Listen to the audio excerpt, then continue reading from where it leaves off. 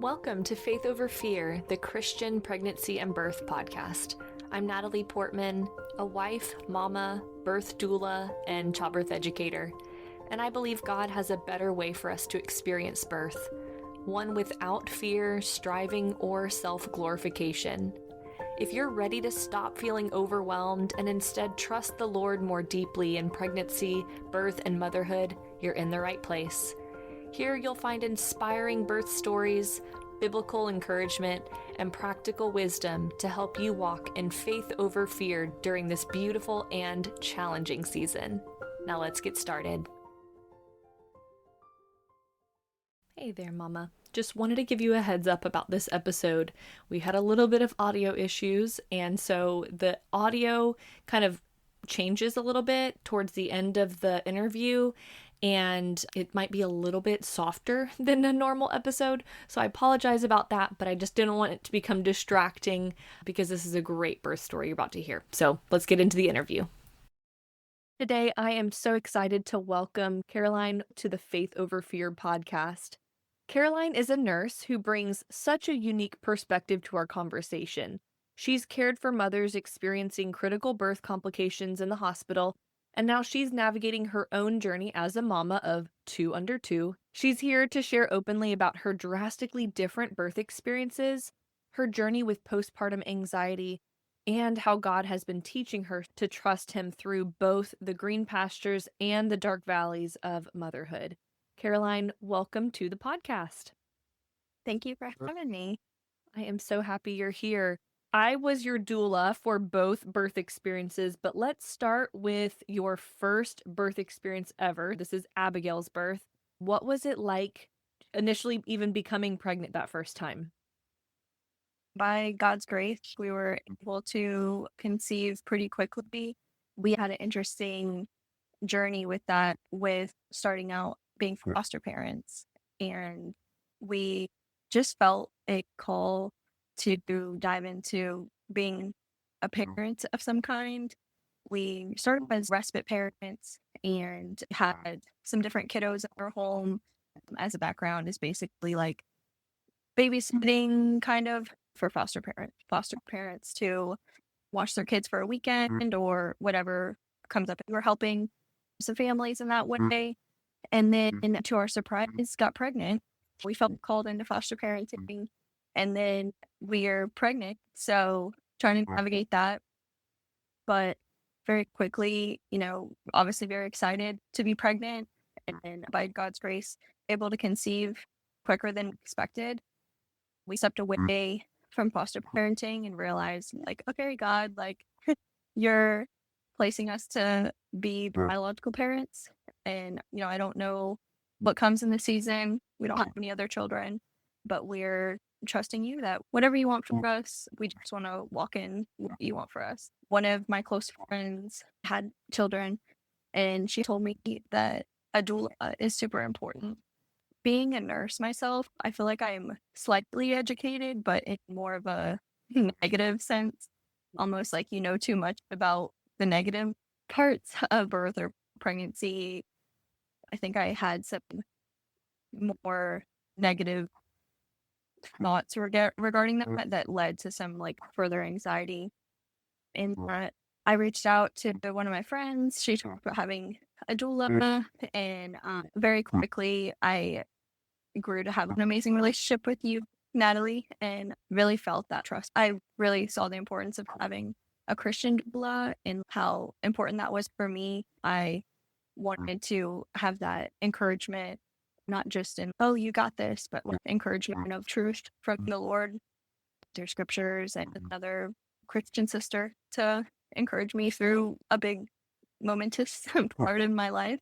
We were very excited for that. I wanted to do all the things I could to prepare for birth, and I had a vision for a natural, unmedicated birth.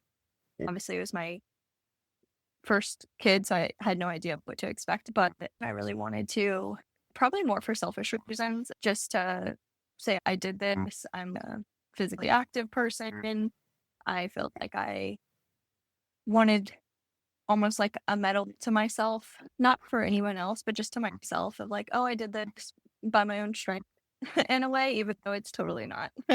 But if I'm honest, I feel like that's kind of what it was. I really tried to focus on accommodating my workouts to pregnancy and making sure that I was able to prepare my body right, do what I could, that I would just be healthy. I think I had seen so many things as a nurse. I wasn't an OB nurse, but we took care of some critically postpartum patients in the ICU. So I had seen some negative things of like, it's important to take care of your health as best as we can.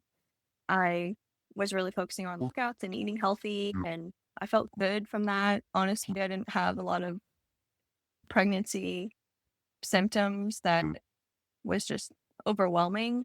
I felt like exercise was like my friend through pregnancy to help my body feel good. I had family that had dealt with miscarriage in the past, which influenced my anxiety related to pregnancy. I think just listening to the lies of the enemy of like, this is going to be your story too. Like, it's inevitable, listening to the what if of that. But by God's grace, Abigail had a healthy pregnancy and birth. As we were leading up to the birth, trying to remember Abigail's, it was a bit ago. Yeah, let's dive into that birth experience. It sounds like you had done all of the preparation in all the different ways. So let's get into what that first birth experience was like with Abigail. I was 3 days past my due date, so I was 40 and 3, and I feel like I was very much like, oh, she's gonna come on her due date, as every first time mom is expectant of, but it's like estimate. And I really appreciated having a doula that I wouldn't be discouraged going past my due date and how it's more of an estimate. Just all the different things leading up to laboring and how laboring is usually longer in that first time experience. And just kind of knowing these things and having a doula alongside me was priceless. It was amazing. I remember we were walking through Publix. It was Monday night, getting Publix subs for dinner. I remember having more intense cramping. I was like, okay, maybe this is something.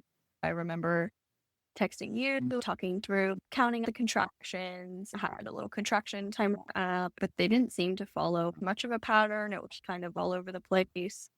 I was like, okay, this could be a long time. So we were at Publix walking around, and my husband, Dan, actually has a funny picture of me looking very serious. I'm in pajamas and we're checking out. I was having a contraction. It was the start of early labor. We went home and I just wasn't very hungry. I tried to get some rest at home.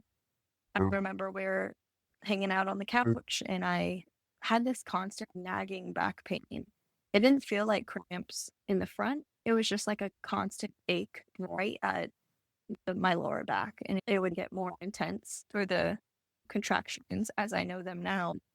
I knew through doula support that was supposed to rest in this early period and relax. I tried to get sleep and it wasn't going away. It started around 8 p.m. and closer to midnight. I was like, this back pain is just nagging. Like, if this is early labor, this is very annoying and it hurt. As the contractions would become more timely around this time, it kind of started to have more of a pattern.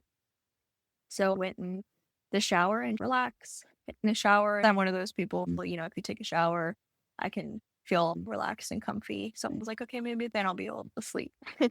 So I was relaxed in the shower and it just got more intense, persisted where I couldn't even sit down. It was just constant backache that quite literally felt like a knife in my lower back. It got more and more progressively intense with each contraction.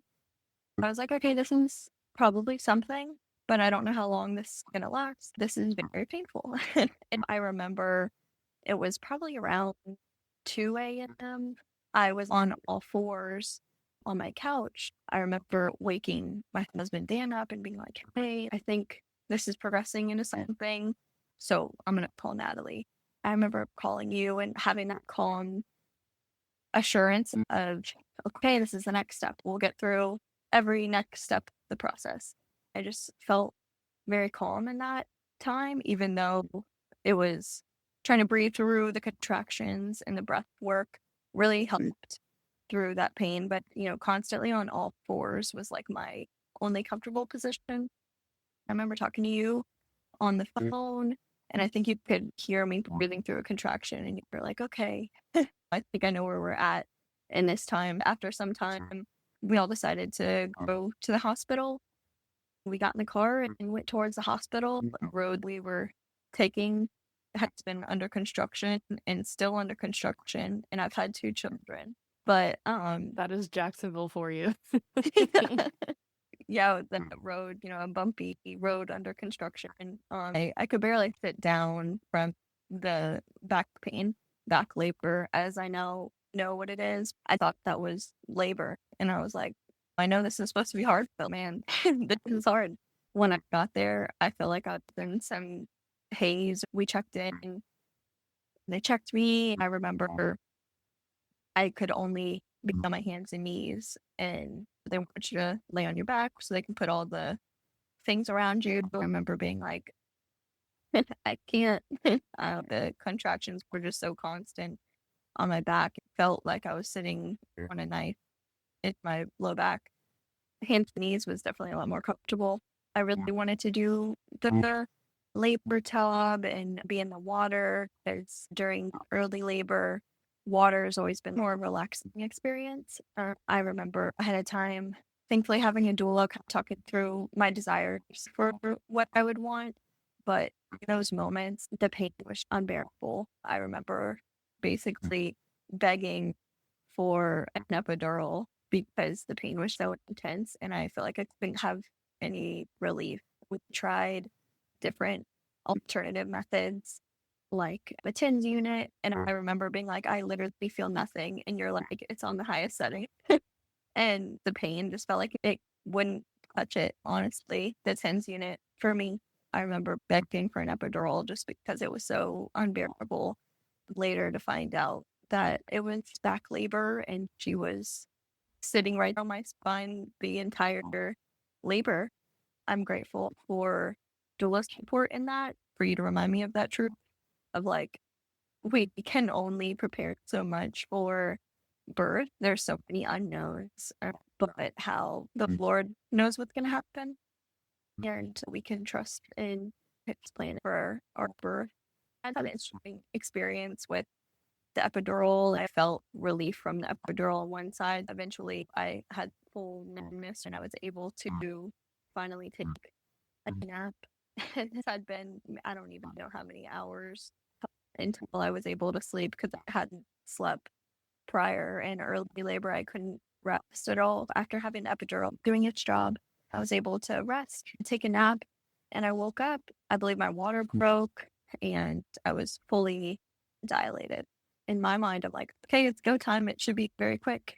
By now, looking back, it was like 4 hours of pushing and then finally met our little girl, the most joyous moment.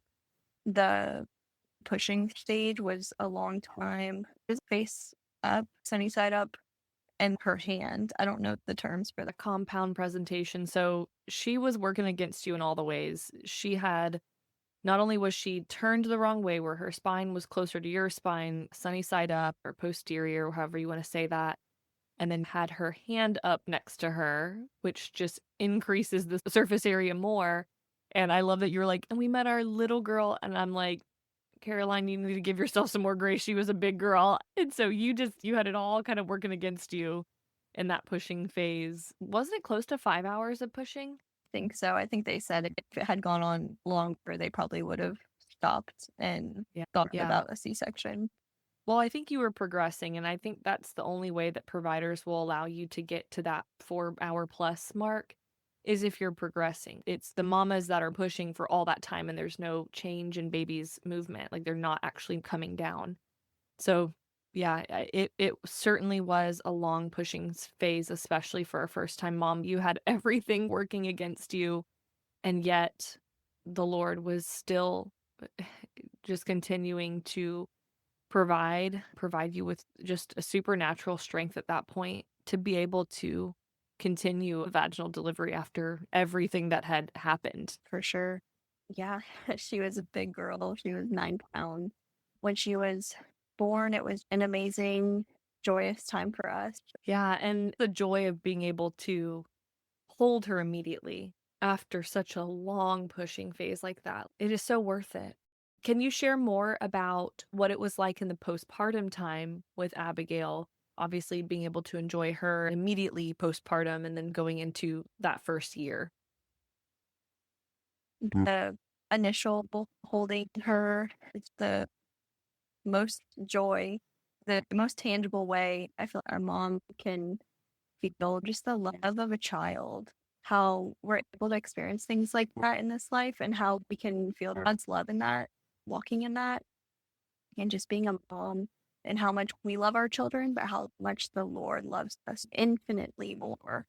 Postpartum with Abigail, I had a successful breastfeeding journey with her, and I'm grateful I was able to do that. But then we had a lot of trials of her being sick in different ways through daycare. We were getting sick, and it felt like this constant cycle of sickness, and that was hard, but just a very challenging year in that way. But it was the most joyous time connecting with Dan, our new daughter, Abigail, and learning the newness of parenting and working at the team in our marriage. Honestly, it felt like a lot of it came so natural for us. Praise God that I have the husband I have. He is the most supportive, loving, caring husband, and he seeks to serve in every avenue. He's just the most servant minded man, honestly. A lot of that came so easily, it felt like the breastfeeding and parenting, and it was just so joyous. And then she was about 9 months old. All of a sudden, my supply started disappearing. I was very worried and anxious about how am I going to feed a baby. And I had a friend be like, "Are you pregnant?" And I was like, "What?" I don't think so. And then she's like, you should probably take a test. So I took a pregnancy test and it was very positive. I was shocked to be pregnant again and busy with a 9 month old. It was so sweet. And we were immediately overjoyed for more children and just grateful that the Lord would bless us with more children. My supply completely disappeared. And that was why. Some people can tandem feed. I had only known of that, but we did supplement with formula. And I felt like a failure for not being able to support her and the baby growing in me. There was definitely a time to grieve that aspect, to supplement. And not that that's wrong, it's just different and not what I envisioned at that time. It was only a few months until she was 1 and she took to, solid foods and all that really quickly. It wasn't as big of a deal as it felt to me, but still valid in grieving that time. Yeah. Well, before we hop into Noah's pregnancy and birth story, I wanted to point out a couple things I love about your story. You went into your pregnancies with preparation, desires, and hopes that were good. Like it wasn't like it was a bad desire to want to go unmedicated. It wasn't a bad desire to want to breastfeed for that first full year, but that for circumstances outside of your control, that's not what the Lord had for your story. Allowing yourself to grieve that is perfectly normal, healthy. It's good to grieve the path we wanted to go down, but that was just not what the Lord had for us. But then to also not be angry with the Lord and say, like, why didn't you allow me that? And that your heart was very much allowing yourself to feel all the things, but then to turn your heart away from just being sucked down the feelings vortex and to turn your attention to the goodness of God, even when it wasn't the plan that you had for your birth and your postpartum. That's your heart. And that's such a beautiful thing that I just want to encourage you in because that's what life is all about. We all have plans and expectations because we think we know what's best for us, but the Lord never withholds anything that was absolutely necessary for us. You are always going to be given the things that He had for you. No one can take those things away if that's what the Lord had for you. And so being able to rest in that is huge. Just wanted to interject that. But anyway, side tangent there. Let's hop into your pregnancy with Noah and his birth story. My pregnancy with Noah, we found out we were having a boy. We were just over the moon to have a boy and a girl. Honestly, pregnancy felt like it went by so fast because having a little toddler running around, that exhaustion, being pregnant and taking care of a toddler, but it just, very sweet. And I think also through my pregnancy with Noah, I wasn't able to exercise as much as I had in the past. I found other ways to work out and take care of myself. I took walks every day, and that was a really awesome time. I would pray over Abigail, pray over Noah as I was pregnant. I felt like the Lord used that space. It's a very sweet time that the Lord used to teach me and walk with me through whatever I was feeling, whatever anxiety was going on for me. I definitely had anxiety at different points. I would say it was more like fearful thoughts about different things. A lot of my pregnancy with Noah, I tried to just submit different plans and preparations I had with being pregnant with him, preparing for labor, preparing for birth. As I learned with my pregnancy with Abigail, there's so much unknown, and in life in general, there's so much we have no control over. Instead of sitting in that fear, I tried to just submit it to the Lord, lay it again at his feet. Any fears or worries I had for the day or for the future with Abigail's sickness and walking through that with her being in daycare, we were looking for different opportunities. The work schedule I had and her being in daycare at that time just didn't feel like it was working well for us. I found an amazing job and we were able to take her out of daycare and use a nanny at home during a crossover period before Dan came home from work. It just worked out so much better for her health. At this point, I was nearing labor and I had a lot of prodromal labor, just a lot of times when we thought I was going to go into labor. A lot of my anxieties and fears I had in preparing as a first time mom was completely different. I feel like the second time around, you're just so busy with the toddler, whether that's a good thing to not relish in the fears of what ifs. As a second time mom, you're just so busy and just doing the different visits. And I felt like my OB visits just felt so close together, really almost to the labor time. I had a lot of prodromal labor, and with my experience with back labor, I think I was just expected that was going to happen again because I wasn't really sure what position he was in. I was trying to do different things like spinning babies to have him be in an optimal position. I was 39 weeks exactly to the day when Noah was born, and everything went so much faster than when I had experienced before. I remember I had a OB visit that day, and I was practicing on the birth ball and doing some stretches, exercises, but not pushing it too much because I was like, in my mind, I'm like, oh, this is really early because Abigail went post. So I was like, oh, this is really early, like totally not expecting him to come at that point. We tried to have something fun for dinner, so we had Chili's. The pulled pork quesadilla is amazing if you haven't tried it. Maybe it's just a pregnancy craving. I wasn't really hungry again, so I was like, maybe this is just another prodromal labor thing, not gonna put too much thought into it, just gonna try to keep going about my day.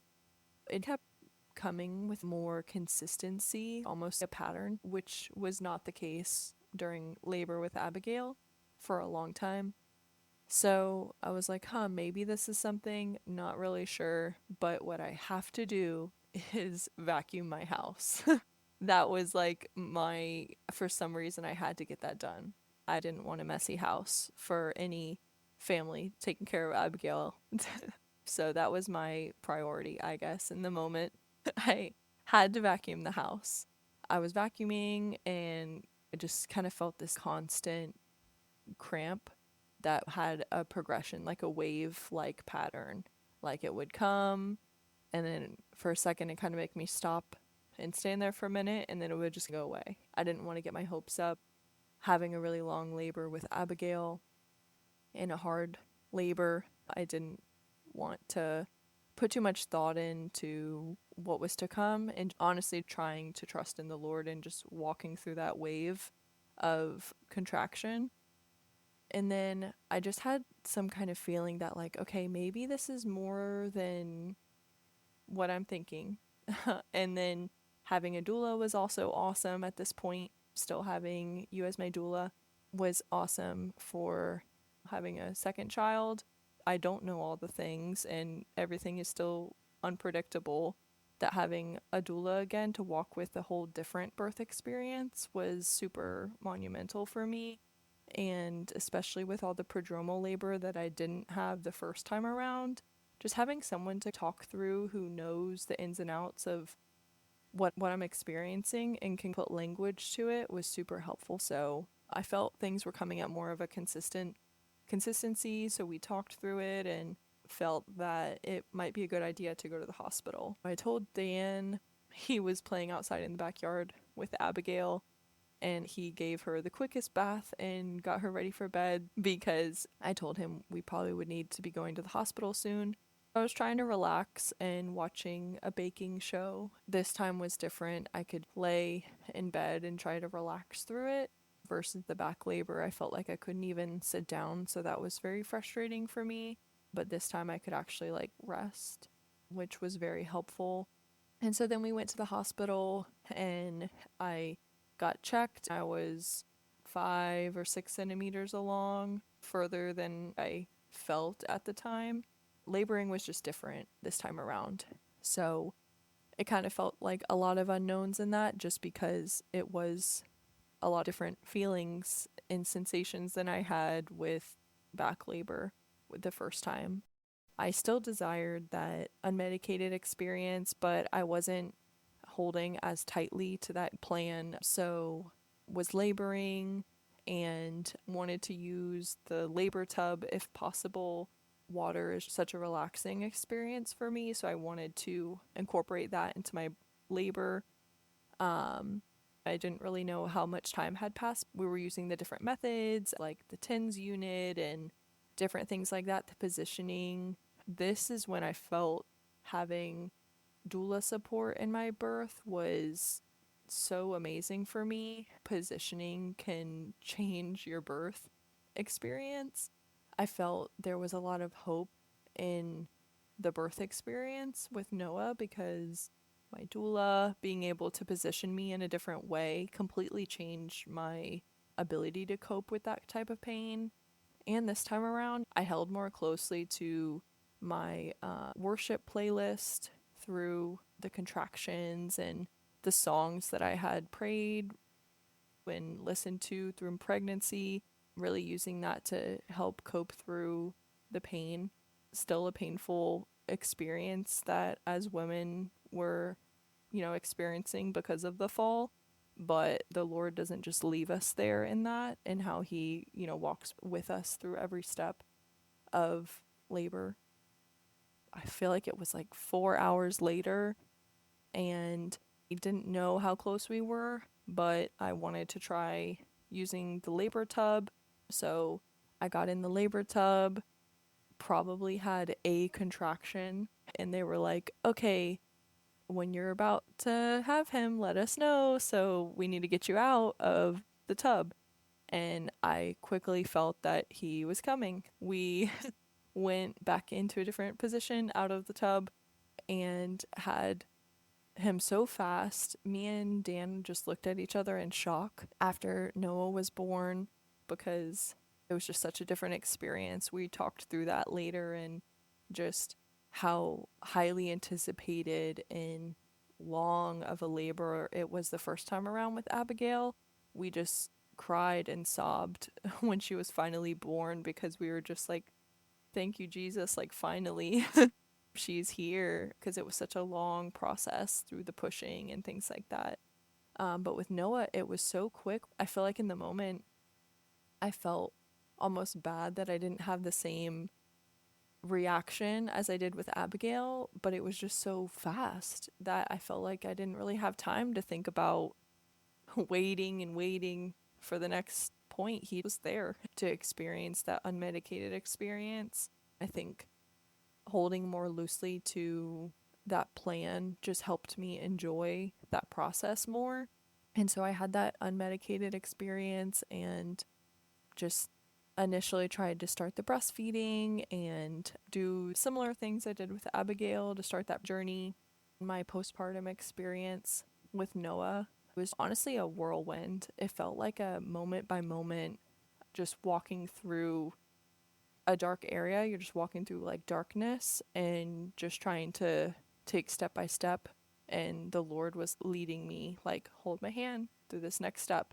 And it's just complete darkness. And that's kind of all I can describe it as, is you're just like walking and just trying to like trust in the Lord for your next step, honestly. Here I am, almost 6 months postpartum, 2 under 2, and navigating that. Very sweet with Abigail, being a big sister and her stepping in that role is just the sweetest thing. But there's been a lot of valleys in this time. It's really wild when you have one birth experience and postpartum experience and then are met with a completely different birth and postpartum experience. It almost feels like, in some ways, it's a first time, like you're a first time mom, because they were so different. Looking back on both experiences and where you're at right now, what is the biggest lesson the Lord is showing you or has been showing you, reflecting on both journeys? Yeah, I feel like through the different postpartum experiences, I've definitely felt that the Lord was teaching me how He's my shepherd and really just walking with Him in so many unknowns. Had a lot of grief in this postpartum time, a really close friend passing away, and what's already a emotional, hormonal experience, walking through grief in that and having postpartum anxiety was a really dark experience, but I was reminded of how we can await heaven and this is not the end of this life. I don't live without hope. One of my close friends who passed away was also a believer. I can have that hope and peace in knowing that she's with him and I don't have to fear. That's a huge lesson that loss, grief, and death teach you. I love that the Lord has been showing himself as a shepherd through that, pointing you to the greater hope that's ahead, not only this life, but in the next, that to live is Christ and to die is still gain. And that is a unique hope that we get to cling to as believers. Like, I really don't understand how people can walk through life without the Lord, especially loss and grief. We don't grieve as others grieve because we have a solid hope. And I think that's such a powerful message and lesson that the Lord's revealing to you that I know will speak to so many other mamas. I need to remind myself of it again. We just get really caught up in the day to day. There are certainly times where the motherhood journey, the birth journey, all of the things can be so beautiful and so wonderful.